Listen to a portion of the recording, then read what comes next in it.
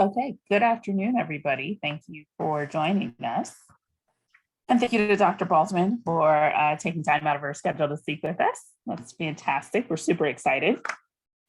I'm sorry, but you said the recording starts and I didn't get a pop-up, so.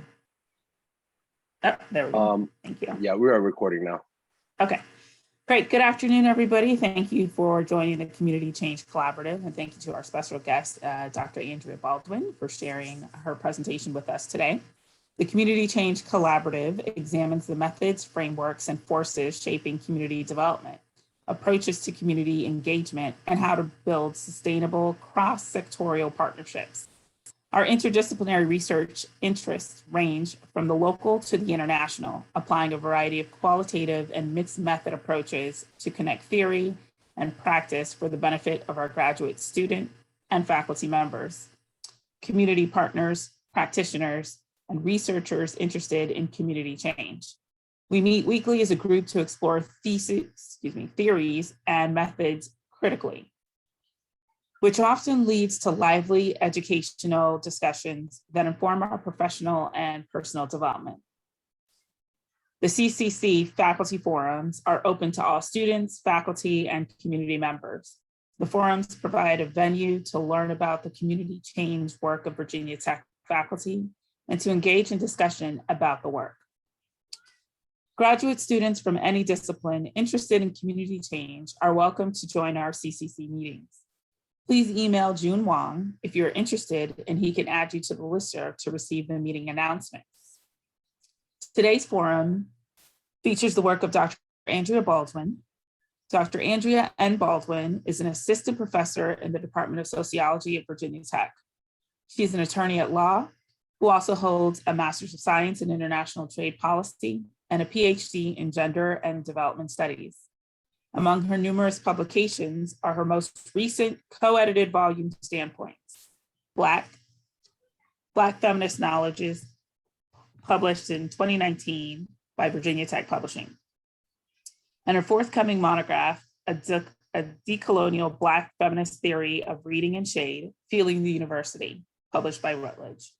Dr. Baldwin was born and raised in the small Caribbean island state of Barbados and considers herself an all-around Caribbean woman and loves everything coconut and soca. That's what's up. So thank you to Dr. Baldwin. Yes, thank you for having me. Per my instructions, I'm going to stop the video and just talk so we can have the screen, just the screen. Let me do this. Awesome. So thank you everyone for coming to hear this talk this evening. I want to specifically thank Zuleika and the Community Change Collaborative for inviting me to give this presentation. And so without further ado, I will go ahead and start. So in this presentation, I will be talking about Brackish as a concept and how it might aid us in thinking differently about Black life. I will explore the concept by returning to its original etymology and exploring the word in its various parts of speech as a way of examining whether it has anything to offer Black diaspora, feminist theorizing, and method making. I will focus specifically on how it might apply to Black life in the diaspora and the US Academy. And then finally, I will offer what I think are some of the possibilities Brackish holds out for Black aliveness, and then open up for discussion. In his 2021 book, Black Aliveness, or Poetics of Being, Kevin Kwashi asks, what would it mean to consider Black aliveness, especially given how readily and literally Blackness is indexed to death? To imagine a world where Blackness exists in the tussle of being, in exception, and in ordinariness. For some time, I have been interested in the plea Kwashi makes to examine a Black world that is not tethered to Black death, but considers the ways in which Black people have always been and still are alive, the ways in which we have, despite dehumanization, always created and continue to live, especially as over the past almost 2 years, Black people globally have been struggling to be alive and hold on to life in the midst of a pandemic. I have been thinking about what it means to live and to have come from a people who are determined to stay alive and produce life in the form of people and knowledge, how they did this every day despite all the ways in which the world will have them perish, and how we fight to be alive stay alive, and sustain life in such ordinary and everyday ways, and yet this living ordinarily is in fact exceptional. On a balmy afternoon in June 2021, I and 5 other women were on a small motorboat making our way from the mainland of Belize to St. George's Caye, a small islet off the coast of the mainland of Belize, to attend a feminist writing retreat. As we zipped across the salt water, the sights all around were breathtaking. I was amazed, though, at how full of vegetation the shallow water was. An island girl, I am accustomed to the waters in the Caribbean being crystal clear, so transparent that you could see way down deep into its depths. Once we arrived at the islet, I was shocked and, to be honest, a bit disappointed. While the place was beautiful, the waters immediately surrounding the shores were much the same as the ones I had just crossed. Not clear with visible white-pink sand, but full of vegetation, such that it was hard to see anything at all. I immediately thought about the 5 swimsuits I had packed for this trip and felt my excitement and anticipation of relaxing on the beach after a long academic year during a pandemic dissipate. I share this story because during the remainder of this trip, I stayed intrigued about why this island off the coast of Belize did not have a beach, or what I thought were the typical turquoise waters which gently rolled on and off the Caribbean island shores. I learned it was because of what I learned later on is the marine biology term that is referred to as brackish. Brackish waters was a term I had heard before when I visited Montego Bay, Jamaica, and toured the luminous lagoon at sunset. The lagoon is home to naturally occurring microorganisms which are bioluminescent. That is, they light up when you touch the water. These organisms, called dinoflagellates, thrive where salt water and fresh water combine. When I visited the lagoon years before my trip to Belize, I was captivated by the eerie light glow that was left in the wake of the boat as we made our way to a spot where we could swim. I did not swim then either. The scene seemed almost magical, and yet, as with my trip to Belize, the scene was outside of what I understood and consequently could imagine about the Caribbean waterscape and the life that is the aliveness found therein. Upon returning to the US, I started searching for more information on brackish waters.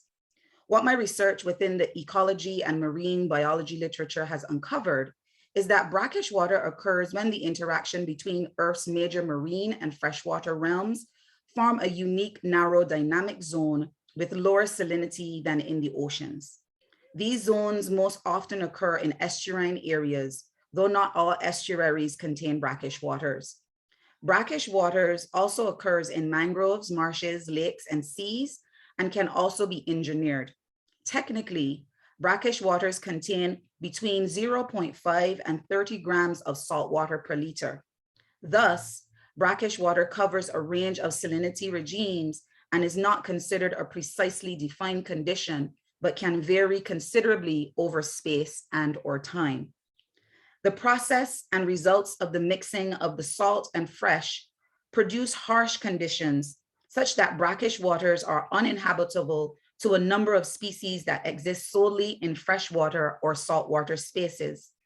Organisms that are brackish water adapted can demonstrate broad geographical ranges and can be invasive when introduced to similarly brackish environs, but sometimes there are also rare species with limited distribution. Regardless of the range, brackish conditions fuel some of the most productive ecosystems on Earth and also some of the most vulnerable. The density difference between fresh and salt water means that when these two bodies meet, the lighter fresh water rises up and over the denser salt water. For estuaries, the mixing process occurs through what is called estuarine circulation. Often, this occurs at an abrupt salt front. Across such a front, the salt content or salinity and density may change from oceanic to fresh in just a few tenths of meters horizontally and as little as a meter vertically. Accompanying these strong salinity and density gradients are large vertical changes in current, direction, and strength, When the velocity difference reaches a certain threshold, vigorous turbulence results and the salt and fresh water are mixed. Tidal currents, which act independently of estuarine circulation, also add to the turbulence, mixing the salt and the fresh waters to produce brackish water. The turbulent process that produces brackish water also varies. According to the National Oceanic and Atmospheric Administration, with the variety of conditions across the Earth, each estuary displays a tidal pattern unique to its location. For instance, the brackish water in the Luminous Lagoon in Jamaica, which produced organisms that glowed and lit up the darkness, were created by a different set of conditions that produced the brackish waters off the coast of off the shores of St. George's Caye. The lagoon stretches from the marshland of Trelawney Parish and is located where the Martebray River meets the Caribbean Sea. And in the 18th century colonial Jamaica was used as a wharf in the capital Falmouth, where large ships would load and unload goods, including sugar and other byproducts of the sugarcane harvest by enslaved people. The brackish waters off of St. George's Caye were created by tidal patterns produced by sandbars located further out in the ocean, which creates a break between the body of water surrounding the islet from the wider ocean expanse.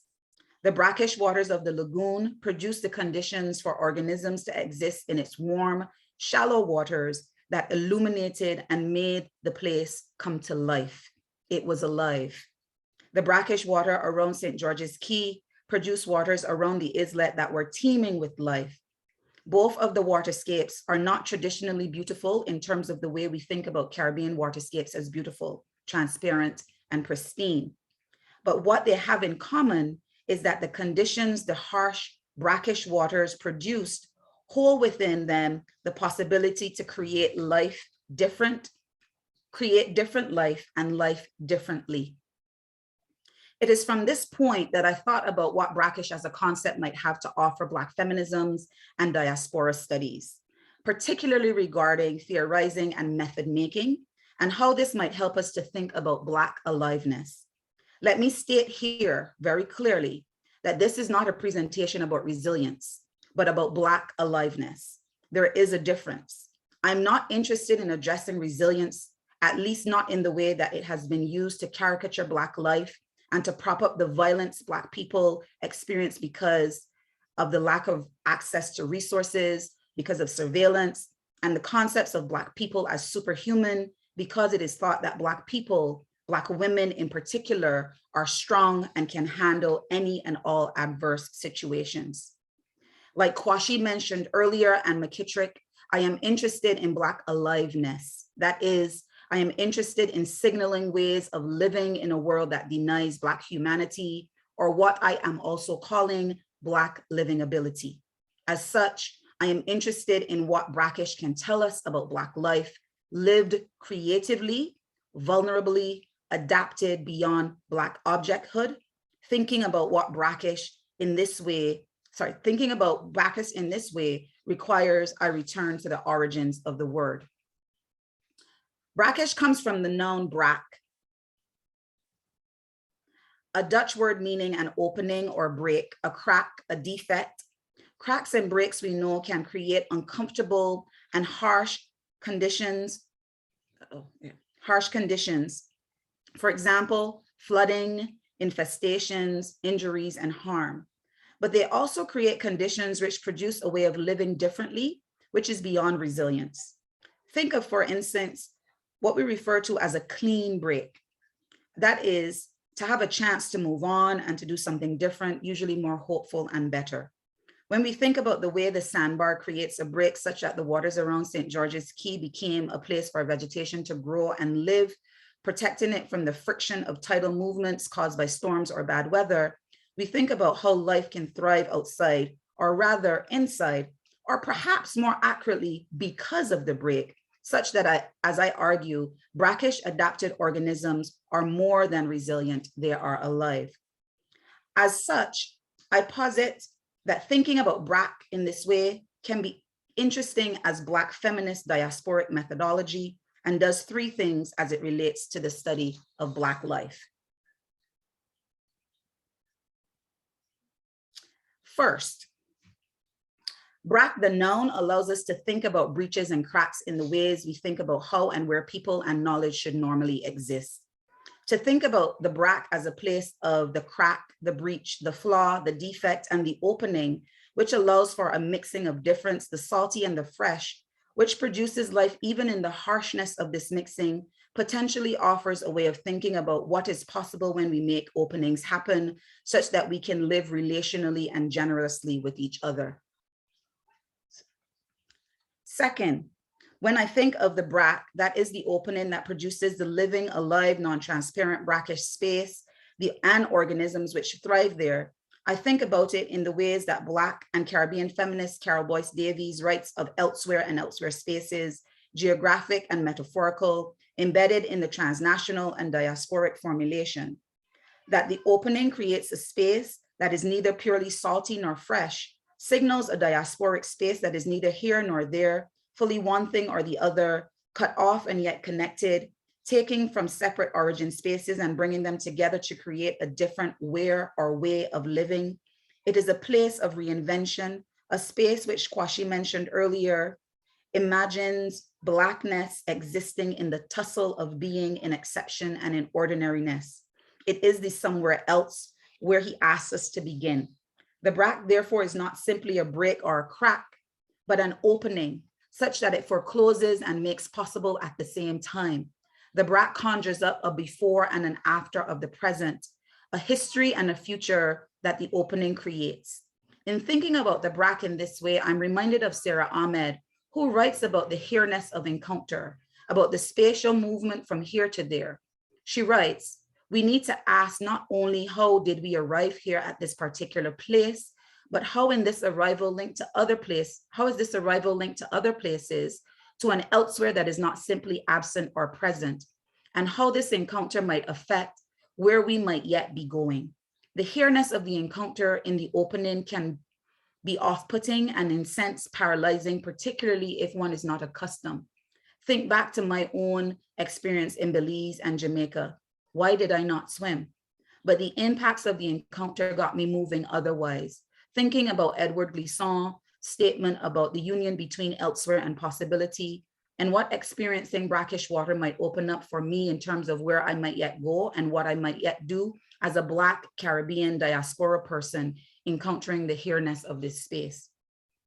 This leads me to think about Brack in a third way. How might Brack help us to think about Black diaspora feminist methodologies as breaches and openings? How does the harsh estuarine circulation, which occurs when Black feminism meets the denseness that is the academy, create ways of thinking, engaging, and creating that are adaptive, unique, vulnerable, and alive in the break? How can Brack offer us a different way of thinking Black feminist livability beyond survival within the academy, of the type of life, people, and scholarship that exists and are produced by and because of these breaks? How can we think about the ways in which work is created and livingness made possible within these breached spaces, where several properties that normally, also read historically, should not come together or mix, the salty and the fresh, Black people or Black knowledges and the academy need to be present for the people, knowledge, organisms that exist there to be alive, even if vulnerably. What does this aliveness look like and what can it tell us? And yet, as I think about Brack as a place, a noun also feels incomplete in that Brack also conjures up for me motion, action, doing, being, living, such that bracking a verb feels more appropriate. Davies writes of elsewhere, for example, as denoting movements and assertions of agency as we cross borders, make journeys, migrate, and in so doing reclaim and reassert. To think about Brack as a known place where there is aliveness means thinking about the living, the moving that happens in the Brack. The estuarine circulation mentioned earlier serves a valuable ecological function. The continual bottom flow provides an effective ventilation system, joining new oceanic water and expelling brackish water. If there weren't for this natural pumping and flushing process, the waters of the estuary would become stagnant, pollution would accumulate, and oxygen would be depleted. This circulation system leads to incredible ecological productivity and leads to some of the highest growth rates of microscopic plants, which are the base for the diverse and valuable food webs, fueling the growth for some of our most prized fish, birds, and mammals. The ongoing continual action that occurs in brackish waters, the flowing, the circulation, the flushing, the pumping, the drawing in, and the expelling that fuels growth and life in brackish waters demonstrates that the brackish can also tell us something about the acts of producing life and aliveness in the break. To brack the verb, or bracking, opens up a different way about thinking about mixing, the relationality of things thought to be unmixable, and about how mixing and the ways in which we go about mixing has and can produce and sustain ourselves, our communities, and our scholarship. In addressing the usefulness of bracking as Black feminist method making, as it pertains to how we make community and how we can think critically through and approach community creation, particularly in the diaspora, I turn again to the work of Ronaldo Walcott.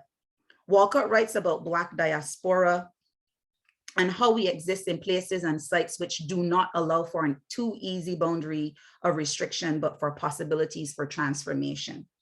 Catherine McKittrick writes that the Black diaspora is not a settled place, but a way of being that the Black diaspora narrates livingness underneath, across existing maps, are beyond boundary, participating in re-territorialization, and that engaging the Black diaspora involves recognizing that its existence, experiences, resistances, places, and narratives are wide-ranging, sometimes legible in their materiality and their opaque Black epistemological work.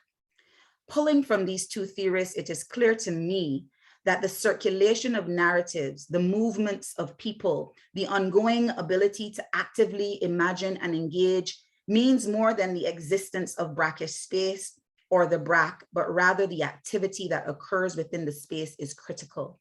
Diaspora is rich and teeming with life, especially because of the relationality that can occur in these opaque spaces.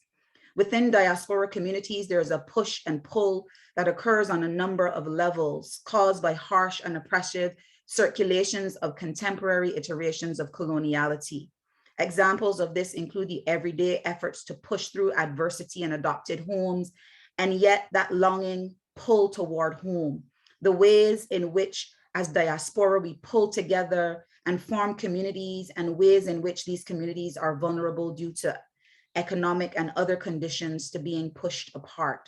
The ways in which we give and have given and take and have taken from origin and adopted spaces, and in how all of this push and pull, life is sustained, resistance is ongoing, refusal is happening, celebrations are had, and life and being alive through the ordinariness of working every day cultural, creative, and scholarly exchanges are made possible.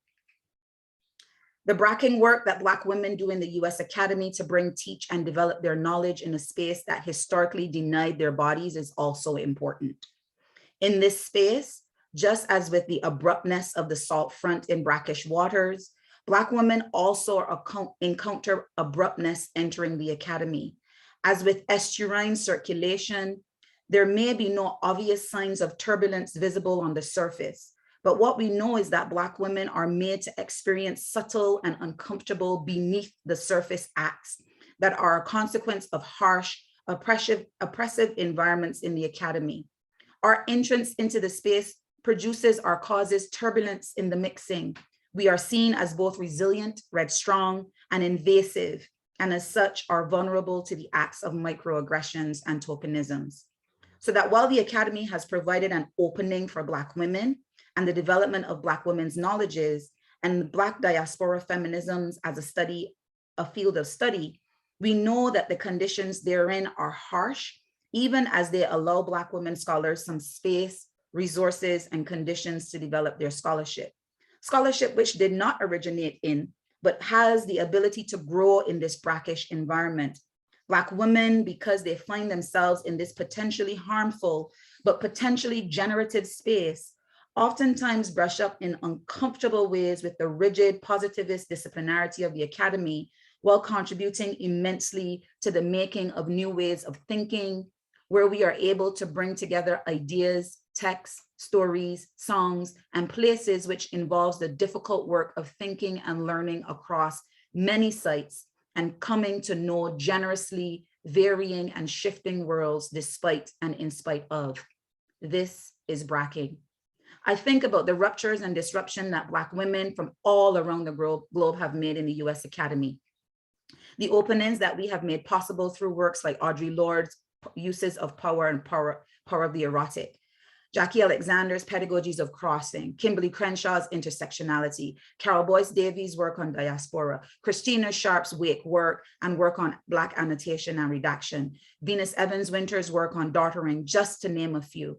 I also think about Alexander's work on the possibility of the murky, the gray area, the place where division, dissection, and discrete occur, where borders blur, break down, combine, and where identities form. They are created from the distinct and the mixed. What transnational feminists call border crossings, where they work to make visible in the brackish places, where the salt water meets the fresh water, what the possibilities existing in this space holds out about how we think about academic disciplinarity, how in the disorienting circulation that can occur for our Black feminist and diasporic selves as we meet the dense disciplinarity of the academy, we whirl in it, around, under, above, and through layered denseness. Catherine McKittrick in her article in Small Acts, Rebellion, Invention, Groove, writes about how the harshness of this world affects us neurobiologically, such that some Black feminists have died and died young. Hong, for example, writes, so many of the Black feminists have died struck down by cancer and other diseases, including Barbara Christian, June Jordan, Shirley Ann Williams, Audre Lorde, Beverly Robinson, Claudia Tate, Vivi Clark. The point is, the academy is violent. And yet these women made room, openings, cracks, so that we could enter, and such that the light, buoyant flows provided by their and our knowledges within and outside the academy and the camaraderie can exist, not necessarily moving with or against academic ties pushed and pulled, but because of and through these harsh, often disoriented experiences, we are changed, and because of these, breaches can occur or be made visible such that possibilities for changes within the academic ecosystem can occur and new life and aliveness made possible. Livingness and living with each other as methodology that is relational, intertextual, interdisciplinary, interhuman, and multidisciplinary honors Black feminist studies.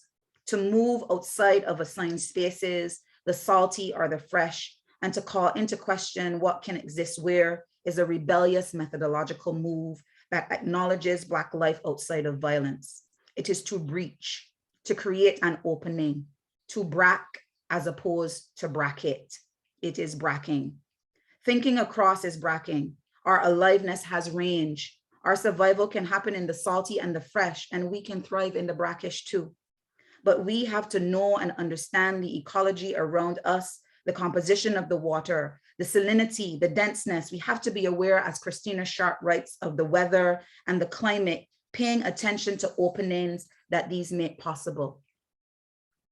So as not to run the risk of making bracking appear as simplistically favorable and less complex than what I hope it can offer, I want also briefly to return to the part of the definition of brackish, which is unpleasant and distasteful. Brackish may not always be pleasant. Oftentimes, as one is engaging in bracking, it might not feel good and it can drain us of life. One thing throughout this research that I have learned about estuaries as a one site where brackish water can exist is that an estuary with all its dynamic stirring has one attribute that can promote its own destruction. It traps sediment. When suspended mud and solids from a river enter the estuary, they encounter the salt front.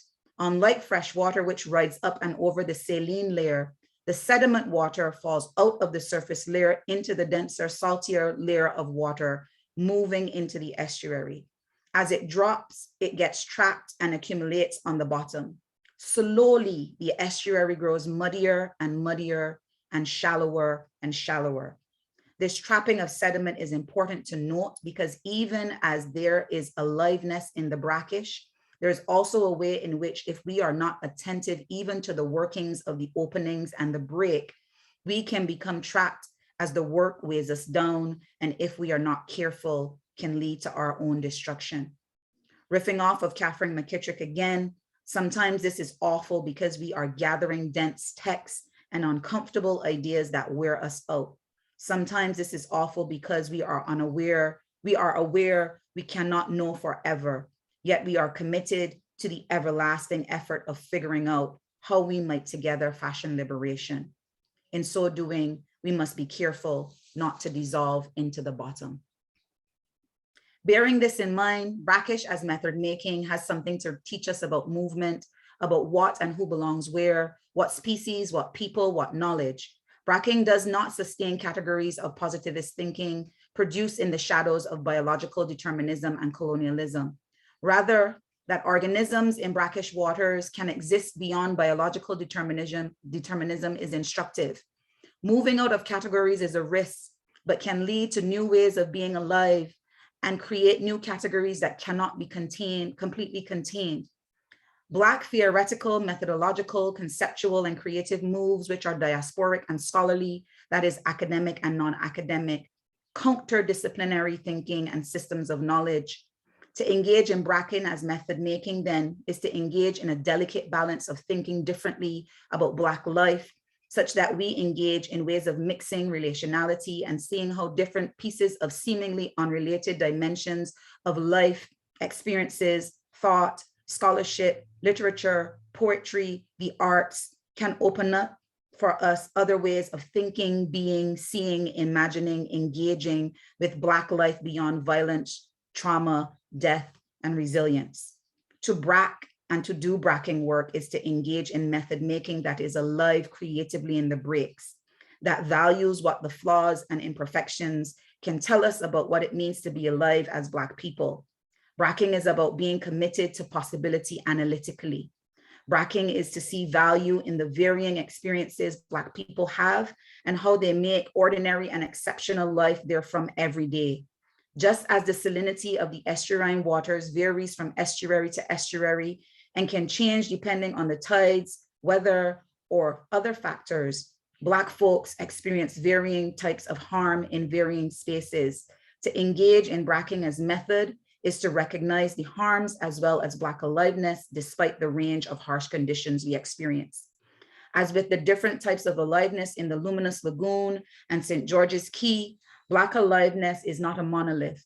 That some brackish adapted species do well when introduced to similarly brackish areas, and that some are rare with limited distribution is instructive and has a lot to tell us about Black aliveness and its variability.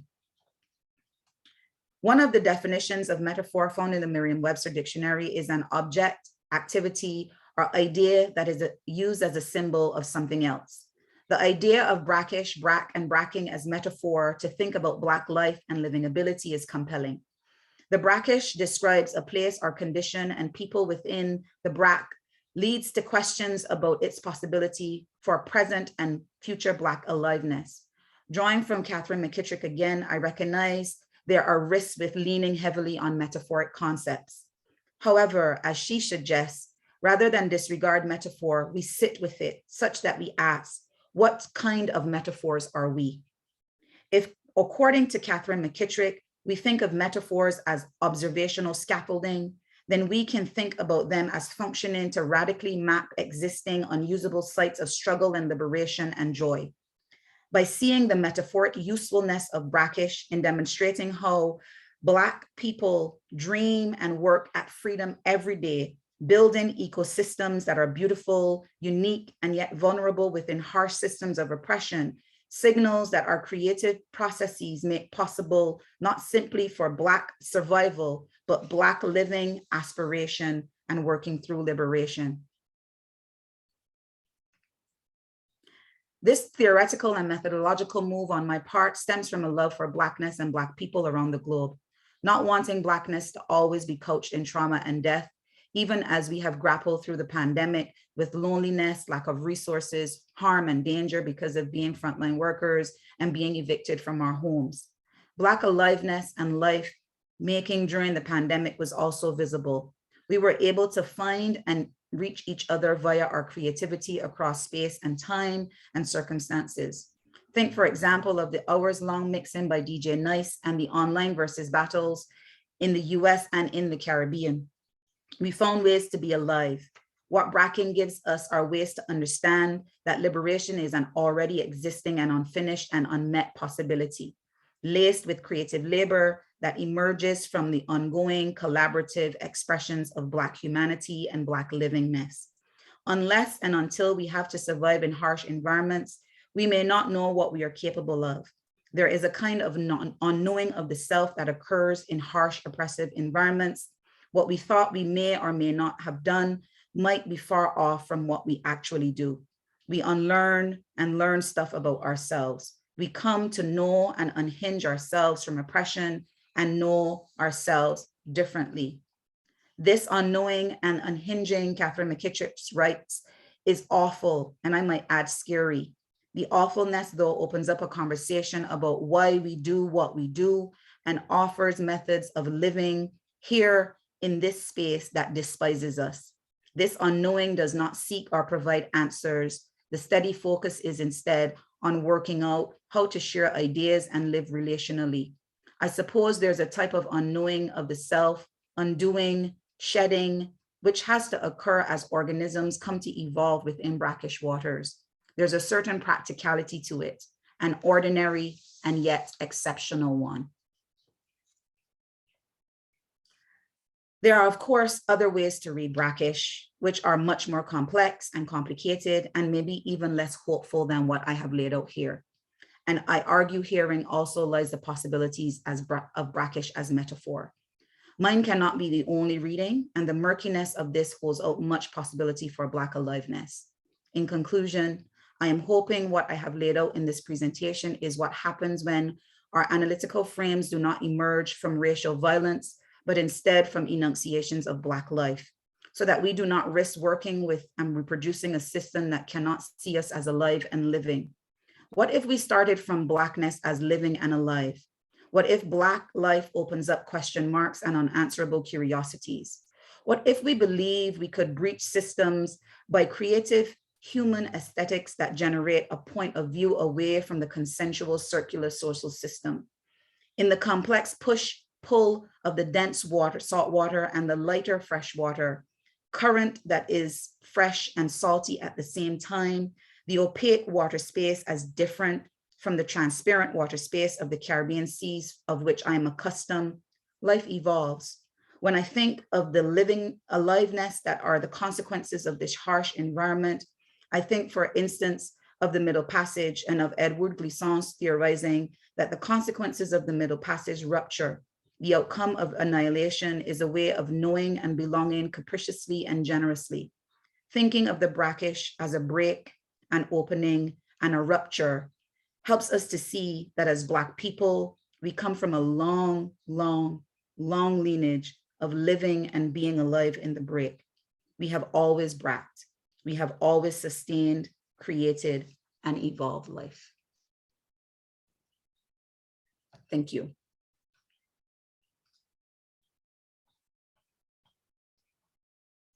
Thank you, Dr. Baldwin. So now I think it is time for folks to either ask questions or type something in the chat if that is your method of preferred method of communication.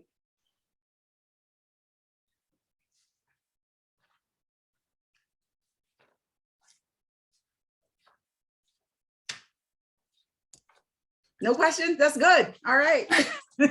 I guess I'll start, but I'm sure people have more insightful comments to make. But thank you so much. That was such a beautiful and really thoughtful exploration of this metaphor. And I actually brought to mind a conversation we had, I think, last semester in CCC, where we were talking about Black shoals. Mm-hmm. Are you familiar with? Yeah. So I was wondering to what extent you see the parallels with that book. And I understand that. Let me just pull up the description here. I think we just read a chapter from it, but it's by Tiffany Lothabo King, who she uses the shoal, an offshore geologic formation that is neither land nor sea, as a mode of critique and methodology to theorize the encounter between Black studies and Native studies. So she's looking at a slightly different topic, obviously, but I think what came across to me was the use of metaphor of a natural incidence to, think through a social relationship. So if you had any thoughts on that. Thank you again. Yeah. Oh yeah, thank you. That work is has been in the background as I'm theorizing Brackish. However, the work of other people like C. Riley Snorton's work on the swamp, and the way in which folks are engaging with, so these works are all, in my opinion, because I'm a Black feminist and I prioritize the work of Black feminists, are all, the work that I'm doing is actually in line with the work that Catherine McKittrick is doing. And so you found that, you heard I mention Catherine McKittrick several times on Black geographies. And so these are all in line with some type of thinking about geographies in a very different way. Thinking about geographies, both in Black shoals, also in Catherine McKittrick's work on Black geographies, also in C. Riley Snorton's work on the swamp, are thinking very differently about how space is socially constructed and what can we do with space as socially constructed, where when those of us who are constructed as outside of certain spaces, including the academy or including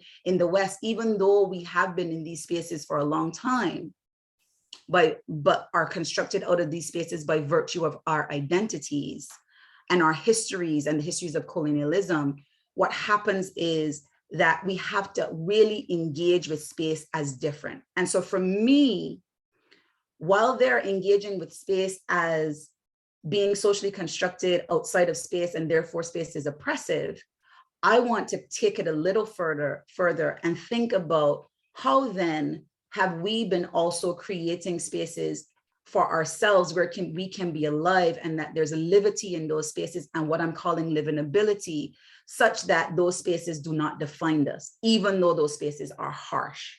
And so I want to move from, or I want to not move from, but I want to bring the conversation along in line with the works of Kevin Kwashi, who's talking about Black aliveness, because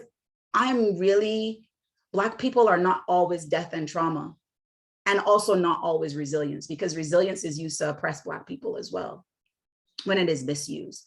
And so kind of bringing all of these works that are thinking critically about geographical space in humanistic terms is where I'm trying to go with this. So even in my book that is going to be coming out next month, I'm thinking about the university as a space that really produces an affect that makes people like me feel shitty all the time. So I'm walking around the university always angry or always sad or never happy, never feeling like I can live unless I create or I'm in spaces that were created in the university by Black women, which is in this case, sometimes 1 day a week. So 4 days a week, I'm walking around the university angry and feeling shitty.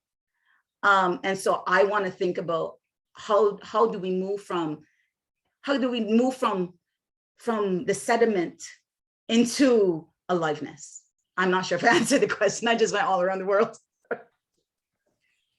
Andrea, this is fascinating. I guess I had 3 thoughts and they're kind of related. I'm not sure it's a question here, but just things that we're thinking about as we consider the dynamics of social change broadly. So as you know, we're working in Caye, which is a favela in Rio de Janeiro. And one of the ways that I've kind of tried to articulate the question you were just raising about how that population has responded generatively itself to the continued discrimination and oppression, both of the Bolsonaro regime and more generally of the society, gets to the question I think that you're raising, because effectively, they are finding ways, and we're trying to explore with them the ways in which, as a collectivity, they are responding continuously and to the kind of conditions that they confront in a generative way. So their agency is everywhere present, its significance is everywhere present, and in important ways, they are shaping significantly the character and quality of their lives, which is not often enough remarked, I think, in these kinds of discussions. So I think we're very much on the same wavelength in terms of other work that we've been thinking about in this group. Mm-hmm. The other thing that came to mind is we just spent 2 days with Karen O'Brien. And Karen's, of course, a climate change expert and a Nobel Peace Prize winner. She was a member of the panel in 2007 on climate change. And she's exploring the implications of quantum social theory, or quantum theory for social science, and particularly for climate change, for thinking about the dynamics of social change. And if there's one construct that one can come away with when one thinks about the idea of quantum and its applications to society and social dynamics, it would be relationality. Mm-hmm. And this kind of radical relationality. And as you so beautifully put it, acknowledging a radical relationality as a beginning point to secure the potential for change. And that was another very interesting convergence of what you're arguing and what I think we're beginning to see argued in other realms, actually in international politics and in science and so on. That are coming to similar conclusions, similar mm-hmm. kinds of questions. And is your metaphor is also a place, I think, in which that convergence, your particular metaphor, is especially rich. I could think of others, but I think it's an interesting and important one for that very reason. The third thought, all of these unrelated, I apologize, are not unrelated, but related at their core. I was interested in thinking about Appalachia a few years ago. And I became interested in the art of kintsugi, which is an art in Japanese pottery. So rather than throw pottery away in Japan, there's a whole art form that's evolved historically to repair it. But it's not repaired in a way that you can't tell that it was broken. Mm. It's repaired in a way where the areas of breakage are mended with lacquer or often with powdered gold, silver, platinum. They become a different object mm-hmm. in this process, but one can still see the legacy, the historical antecedents, and so on, in which from whence they came. And the breakage itself, the history, is a part of the object. Mm-hmm. Not something to disguise, but it's a part of the object. And that's a philosophical frame that I found myself thinking about listening to your presentation here, that that's an elementally important point. Mm-hmm. Kind of think through what its implications are. Mm-hmm. And again, I think all of these metaphors, all of these ways are thinking about the entanglement in quantum terms of our relationships and the powerfully significant force of those relationships, not only in specific groups, but more generally across populations writ large, for the outcomes, your daily outcomes of living on campus, for example, of your everyday lives. So I may not be coming from the same literature, I guess what I'm saying, but I think this is really a very, very rich and fertile, and I appreciate it very much, set of comments that you've made, and they're intersecting with other things that this group has been thinking about as well. Hope that makes some sense. Yes, I'm happy to hear that. Yes. Thank you. I had a few comments. I'm a little bit sick right now, so it might not come out very well. But I mean, the first time you met me, I slipped and I think I like hurt my back or something. And anyway, speaking with Dr. Ellington Graves. So, at the risk of embarrassing myself, I thought the notion of brackish was so refreshing because it is a conceptualization of agency, but it's not an over-deterministic conceptualization of Black agency. So a lot of what I heard was precisely what someone like Orlando Patterson had failed to theorize, or does not theorize precisely, because he does not give the human quality, and obviously in that context, of course. But so if you could speak more about the humanity of the notion of brackish and what some radical, and we read the book, and this is also intersects with what we've been reading, a book by Dr. Risha Nagar, and her idea of radical vulnerability, I certainly intersects with, I think, this ontological condition that you describe as brackish. So if you could further elaborate us the possibilities for agency with regards to this term, you know, that would be much appreciated. Thank you. Oh yeah. So as I'm thinking about brackish, and one of my really good friends has pushed me to think about it's messy, but even messying it up some more. I'm reading, so I just want you to know what I'm reading as I'm reading brackish, as I'm thinking about brackish. I'm reading Saidiya Hartman's work, for instance, on consenting agency in scenes of subjection, revisiting that, and Saidiya Hartman saying, you know, and also Jose Munoz's work that, you know, the minoritarian subject does not always dance because they're happy. Sometimes they dance because their feet are being shot at. And Saidiya Hartman saying that with regard to the Koffel and the enslaved people who are whipped and to sing and dance. And so there's this consenting agency because you're being whipped, but you need to agree in quotes to dance and sing, because there's some relief that will happen from the whipping if you dance and sing. Or that sometimes we are moving through the academy, at least I can speak for me, I'm moving through the academy and there's a means to an ends in some ways where I don't feel as though I'm consenting to a lot of things, and I don't feel as though I'm an agent of my own making. So sometimes I sit on these committees for inclusion and diversity, and I'm like, what the hell are you doing? Like, you don't really believe in this shit anyway, And so, but there's a way that you have to make sure that the students who are being recruited are retained, and that they actually have a space in university, which they don't feel as shitty as I feel half the time. And so there's a way that agency and consent does not translate very well, and it needs to be messied. And there's even a way in which we're in our communities where we are thinking that we're thinking relationally, and we're thinking capriciously, and we're thinking generously, that some of us are not, and some of us are not interested in that. And how can that cause us to sink to the bottom, right? In terms of sediment. And so there's a lot of things I'm thinking along with as I'm doing this work in terms of the humanity of brackish, because I'm even thinking about Lauren Berlant's work, and how Lauren Berlant talks about cruel optimism. No, I'm not going that far, because I'm a pessimist at heart. And so I'm never optimistic about anything, but how even in me doing the work that I do on campus, I might be asking students to buy into something that I don't believe in by telling them, by sitting on committees that make it possible for them to be here, right? And sitting on committees that make it possible for them to be here, but while they're here to be harmed, because that's what happens when Black students and brown students and queer students and women and people with disabilities come to a university space. They are harmed. And I make no apologies about saying that. That's what I feel, and that's what the literature that I read say. And so how is my engaging in trying to help them while they're here, also helping the university, for instance, to use that work to bring more people to be harmed some more? And so how do we, so this is what I'm thinking as I'm thinking about brackish, and thinking about how this is where the humanity, like this is where it needs, this is very new to me. Like I started thinking about this last summer.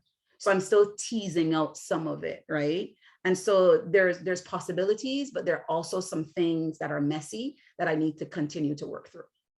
I'm not, does that answer your question? Yes, yes. Some of the most thought-provoking conceptual exploitation of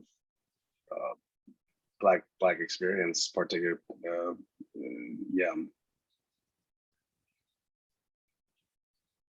I think in answering his question, you kind of touch on hi, Dr. Baldwin. This is what I was going to ask about brackish possibilities in a disciplinary space like the academy, but I think in answering Juwan, you kind of touch on it a little bit. But if you have another example, or like a concrete example of how, just in everyday existence in the academy as emerging scholars? Like, how can we find those possibilities? I think, that would be nice, but thank you.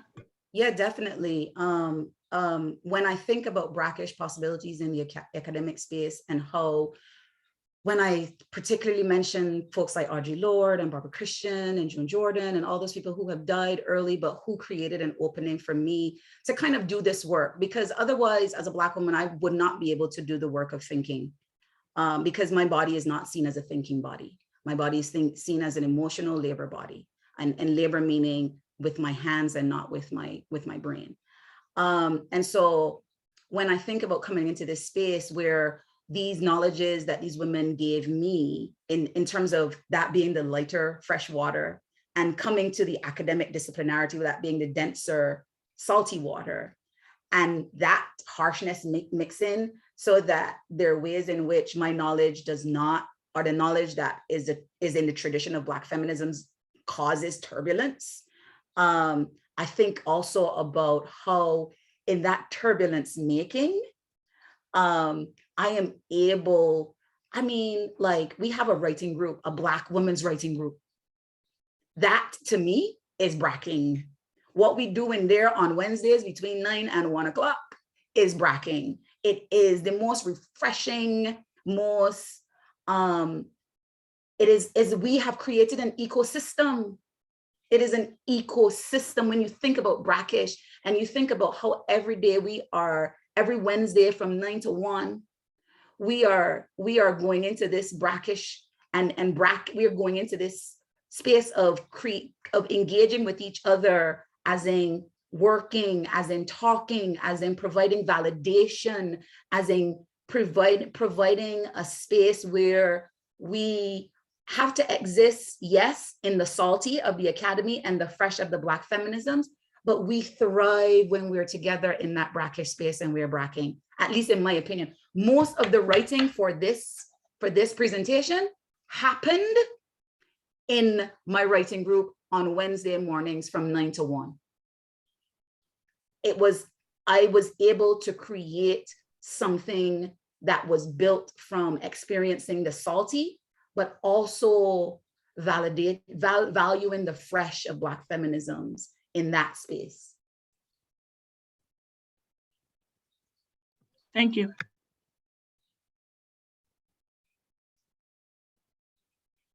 Yes, Dr. Brown. I think Juan, are you watching the time? I think we are just about out of time. And I want to again thank Dr. Andrea Baldwin for next occasion of such a thought-provoking, and not only is a thought-provoking, a subversive agenda, and particularly a research agenda that is not just a research but a way of living, a way of existing. So thank you so much. I'm gonna go ahead and stop record. Awesome. Thank you. Thank you for having me.